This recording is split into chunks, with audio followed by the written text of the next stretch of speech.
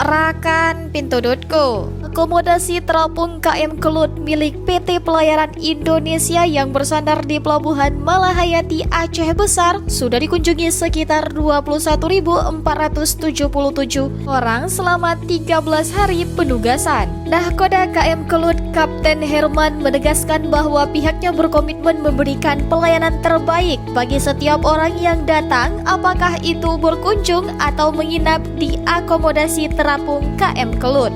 Corporate Communication atau Humas PT Pelni Tito Papilanda mengatakan bahwa perusahaan pelayaran milik negara ini memiliki 26 kapal penumpang dan mengoperasikan 11 kapal barang, 30 kapal perintis, dan sekitar 20 kapal rede. Kapal Pelni di bawah Kementerian Perhubungan mendapatkan penugasan hadir mendukung pelaksanaan PON ke-21 di Aceh dan Sumatera Utara untuk menjadi akomodasi terapung gratis, alias tidak memungut biaya sepeser pun kepada ofisial atlet maupun masyarakat yang ingin menginap di atas kapal bisa registrasi. Saat ini seluruh kapal Pelni memiliki wajah baru, dari semula berwarna krim atau kuning kecoklatan kini tampil dengan warna baru putih biru dominan dengan tulisan dan logo yang baru.